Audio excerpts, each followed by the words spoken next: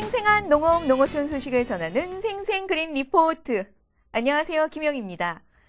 요즘 때이른 무더위로 고생하는 분들 많으시죠? 햇볕은 따갑고 땀은 줄줄 흐르고 그렇다고 에어컨 바람에만 의지할 수도 없는 노릇인데요. 이것과 함께라면 더위를 두려워할 필요가 없지 않을까요? 시원한 오이부터 만나보시죠. 충남 천안군에 자리한 한 작은 마을. 오이 사랑에 푹 빠져있는 부부가 있다고 해서 찾아가 봤습니다.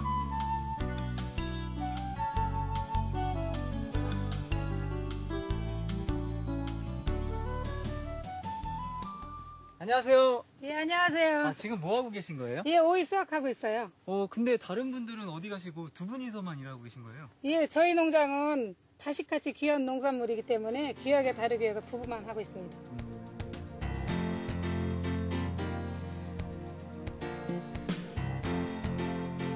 오직 부부의 손길로만 키운 이곳 오이는 모두 저농약, 친환경 오이입니다.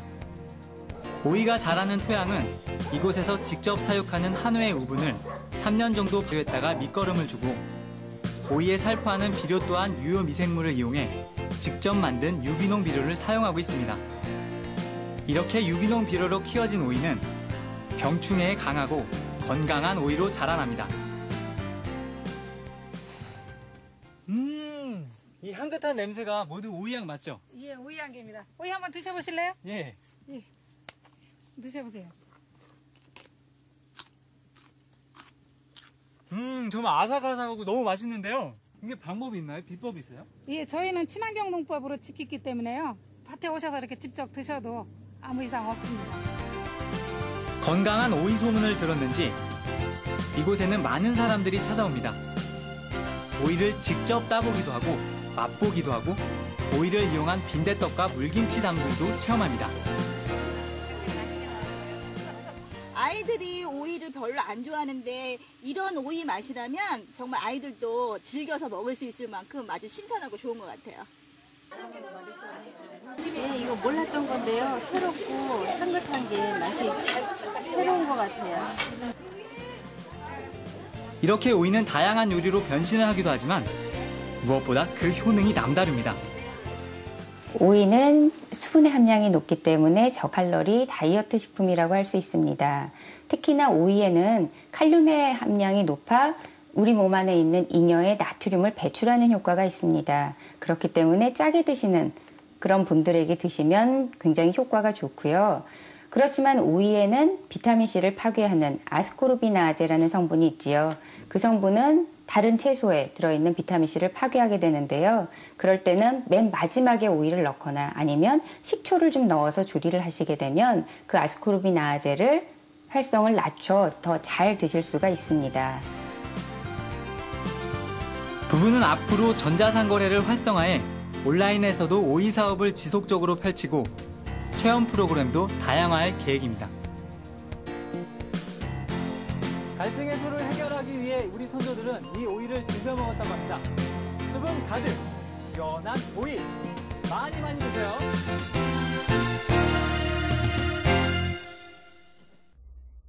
여러분 스스로 우유를 짜는 젖소들 본 적 있으십니까? 바로 젖소들의 특별한 친구 덕분이라고 하는데요. 이 친구는 젖소들에게 맛있는 간식을 주지만 가끔은 젖소를 민망하게 하기도 한다는데 누군지 궁금하네요. 젖소들의 특별한 친구 이야기 지금 시작합니다.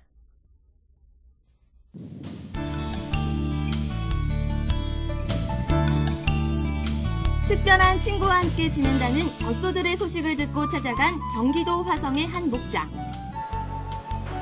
하지만 젖소 친구는커녕 일하는 사람 하나 눈에 띄지 않았는데요. 이상하네. 다들 어디 가셨지? 저기요! 지금 여기서 뭐 하시는 거예요? 지금 축사는 사람 아무도 없고 젖소들밖에 없어요. 예, 걔들이 알아서 로봇 친구들하고 놀고 있기 때문에 괜찮습니다. 예. 로봇 친구요?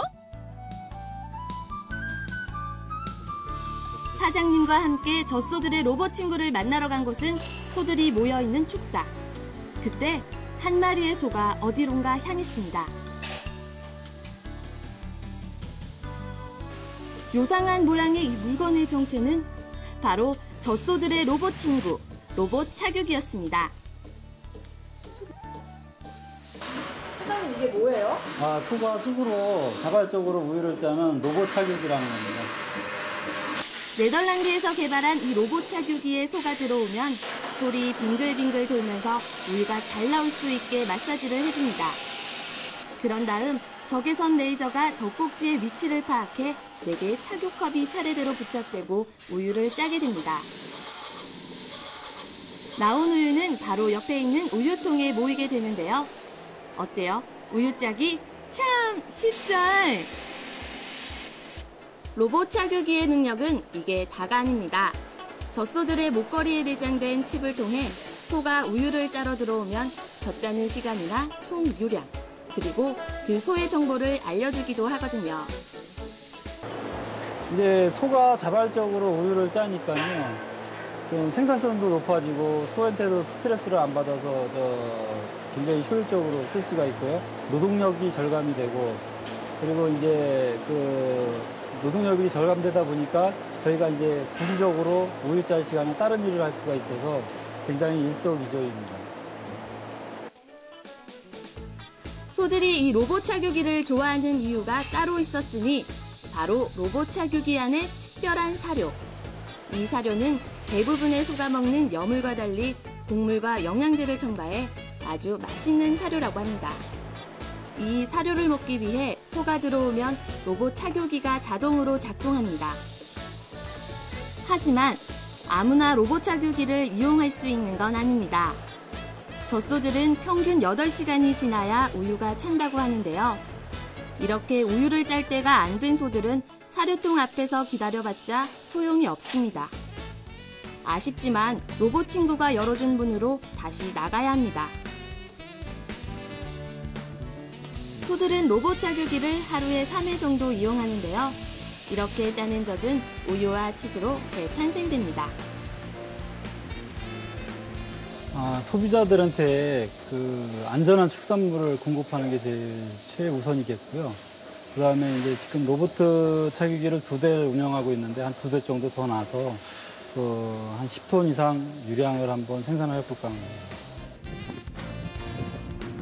사람과 젖소 모두를 위해 개발된 로봇 착유기. 이 로봇 친구와 함께 우리 축산 농가에도 많은 도움이 되길 기대해 볼게요. 로봇 친구야, 고마워! 네, 젖소들이 알아서 우유를 짜러 드나드는 모습이 신기하면서도 정말 재밌네요. 이렇게 우리 농가들을 둘러보면 신기한 소식뿐만 아니라 농가 주변의 아름다운 자연 경관도 많이 보게 되는데요. 우리 모자 씨도 지금 전국 일주를 하면서 농촌 구경이 한창이라고 합니다. 모자 씨가 어떤 구경에 빠져 있는지 함께 따라가 보죠. 모자 씨의 컨트리 로드. 지금 김모자 씨는 전국 일주 중이랍니다. 서울이 대한민국의 전부는 아닐 거야 라고 의심 반 확신 반으로 떠난 여행이었답니다. 여태까지의 소감을 한마디로 표현해보자면 대한민국 안 예쁜 구석이 어디니? 입니다. 하지만 이놈의 일정이 자꾸만 늦춰지네요. 일정에 따라 이곳저곳을 다니다가도 풍경이 좋은 곳이 있으면 자연스레 발길이 멈춰지더라고요. 한 번은 나주에서 이런 적이 있었어요. 뱃꽃도 다 졌으니 특별히 볼 게 없겠군. 휘 둘러보거나 가지 뭐. 하지만 나주의 그 넓고 푸른 청보리밭에 매료되어 바람 부는 늦봄 혹은 초여름의 오후를 보리밭을 바라보며 보내게 되었어요. 일렁이는 풍성한 보리밭이 나주를 사랑하게 하고 나주에 머물게 하고 나주를 기억하게 하다니 보리밭이 효자란 말이 절로 나오더군요. 보리밭이 효자일세! 이렇게 가는 이의 발길을 붙잡는 착한 작물들. 경관보존 직불사업을 아세요? 휴경론의 유채나 메밀, 자운형 등 녹비작물을 재배해 경관을 아름답게 꾸미고 농촌 경제도 활성화시키기 위해 추진되는 사업. 그거 좋지. 작물로도 보탬이 되고. 땅 놀리느니 보기 좋게라도 할까? 응원해 줄게. 유채나 메밀밭, 해바라기 밭이 수려한 경관으로 도농 교류나 관광 수익 증대를 촉진시킬 뿐 아니라 작물 자체로도 수익을 기대할 수 있으니 보리뿐 아니라 이놈들도 효자가 될 수 있는 것이죠. 사람들 보는 눈은 모두 같다고들 하지요. 우와, 보기 좋다. 풍성이 심겨진 아름다운 경작지가 효자 노릇을 한다면 이었지. 도랑치고 가재 잡고 마당 쓸고 돈 줍고 중국말로는 일석이조가 아니겠습니까? 진부하지만 이 말밖에 생각이 안 나. 하지만 어떻게 그 말이 정답인걸. 제 말이 맞지요?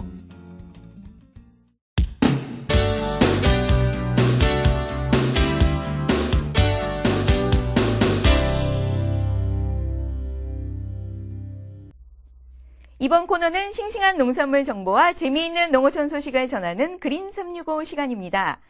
자연 속에서의 다양한 체험, 도시민이라면 누구나 꿈꿔보실 겁니다.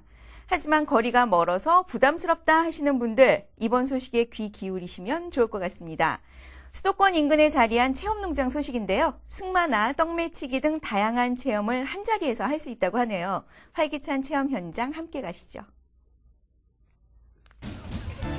초롱초롱한 눈빛 가득 어여쁜 소녀떼가 강화도에 떴다.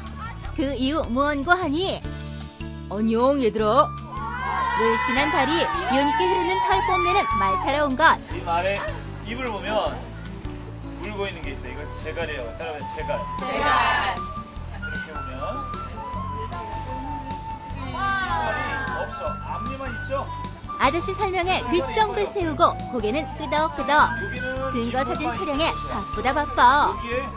아이고 이 아가씨 사탕이 입으로 들어가는지 코로 들어가는지 아주 말 구경에 푹 빠졌구만.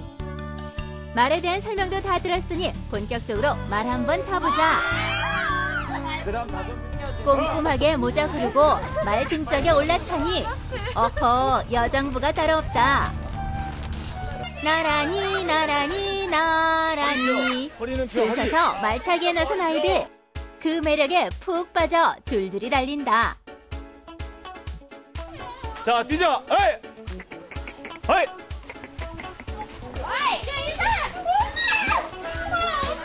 허리 펴고. 말타기 마친 소녀들 눈길 모은 건 트랙터. 그 럭셔리한 모습에 웃음 절로 나고 박수가 절로 쳐진다. 전망 좋은 VIP 자리는 이미 만석. 그럼 출발!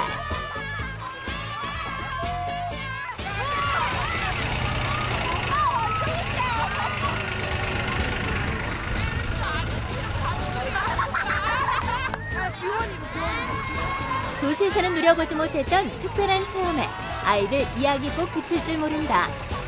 덜컹덜컹 길을 함께 달리며 이렇게 아이들은 추억을 만들고 있다. 트랙터 타고 도착한 곳은 용두레 체험장. 자연 연못 위에 용두레를 이용해 논에 물을 댔다던 우리 선조들. 네, 용도는 뭐냐면 기둥을 여기다가 딱 설치하고 여기서 이렇게 퍼올리는 거야. 가뭄이 들었을 때 모내기하고 벼농사를 하기 위해서 물을 공급해. 이젠 아이들이 물을 퍼내며 선조의 지혜를 배우고 있다.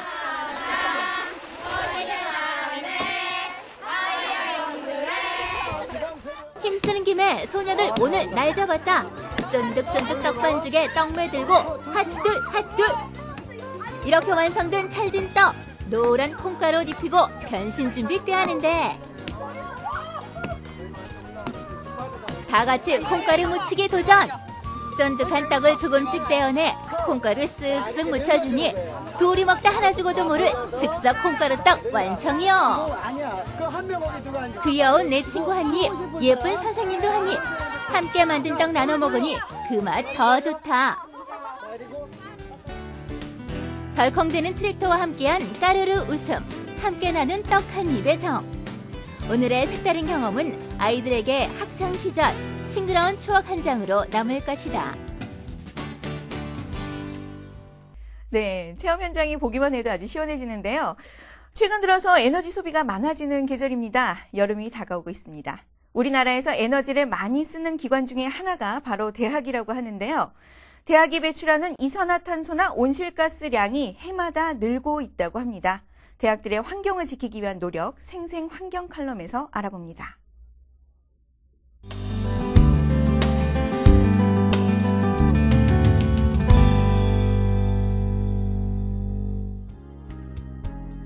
안녕하세요. 녹색연합 윤상훈 정책실장입니다. 오늘은 대학의 기후변화 노력에 대한 이야기를 나누고자 합니다. 에너지를 많이 소비하는 곳 하면 어떤 곳을 떠올리시나요? 고층 빌딩, 공장, 화력발전소 같은 걸 많이 생각하실 텐데요. 하지만 의외로 대학교도 에너지 다소비 기관 중 하나입니다. 국내 에너지 다소비 기관 순위 190개 중에 대학도 23곳이나 포함되어 있고 대학의 전력 소비량 비율은 14% 정도나 차지합니다. 에너지 소비량 2,000톤이 넘는 국내 대학 76곳의 이산화탄소 배출량은 무려 91만 3천 톤이라고 합니다. 이렇게 배출된 이산화탄소를 흡수하려면 30년생 잣나무 8억 8천 그루나 필요합니다. 세계 여러 대학들은 자체 온실가스 배출 문제를 심각하게 인식하고 행동에 취하고 있습니다. 지난 2007년 미국의 152개 대학 총장들은 미국 대학 총장 기후변화위원회를 구성했습니다. 하버드 대학에선 녹색 캠퍼스 대출 펀드 프로그램을 통해서 2년 사이 89만 9천 달러에 달하는 운영비를 절감했다고 합니다. 독일의 트리어 대학의 브리켄틀 캠퍼스는 대학이 사용하는 에너지원 100%를 재생 가능 에너지로 충당하고 있습니다. 대학 건물 지붕의 태양광 발전 시설과 창문의 태양전지, 또 인근 농가의 축산 폐기물 이용해 바이오가스로 열 병합 발전을 하고 빗물도 받아 사용합니다. 화석 연료와 원자력 에너지로부터 100% 독립했습니다. 아시아에선 일본의 치바 상과 대학이 2001년부터 온실가스 감축 목표를 발표해 전력의 20%, 가스의 25%, 수도의 5%를 줄였습니다. 우리나라의 대학들은 이제 막 고민하는 수준입니다. 그나마 몇몇 대학들의 노력이 돋보이고 있는데요. 지난해 12월 대구 지역의 계명대를 포함해 연세대, 상지대, 서울대 등 14개 대학이 모여 한국그린 캠퍼스 협의회를 만들었습니다. 상지대는 현재 5개 건물에 지열 냉난방 시스템과 건물 4개에 50kW 용량의 태양광 시설도 설치했습니다. 또 모든 학과에 환경 수업을 개설했고 학생 식당 재료들도 지역의 농산물로 채워 로컬 푸드를 실천하고 있습니다. 대학은 해마다 운영비를 이유로 등록금을 인상하고 있습니다. 학생들과 학부모의 근심에 하늘이 무너집니다. 대학에서 이산화탄소 감축을 실천한다면 당장 그 효과가 학교의 운영비 절감으로도 이어질 것입니다. 무엇보다 예비 사회인을 길러내는 대학에서 제대로 된 온실가스 감축 노력을 실천한다면 사회에도 바로 영향을 미칠 수 있을 것입니다. 대학이 에너지 다소비 집단에서 기후변화 위기를 해결해가는 대안으로 다시 자리 잡아야 할 때입니다. 영국의 한 대학에서 농장으로 견학 온 사람들을 대상으로 흥미로운 연구를 했다는데요. 농장에서 동물을 보거나 경운기를 타보는 체험을 한 아이들이 화도 덜 내고 또 우울증과 불안도 덜한 것으로 나타났다고 합니다. 화창한 주말에 가족과 함께 체험 농장을 방문해 보시는 것도 아이들의 성장에 좋은 도움이 되겠네요. 이어서 생생 그린 뉴스 보시면서 이 시간 마치겠습니다. 시청해주신 여러분 고맙습니다.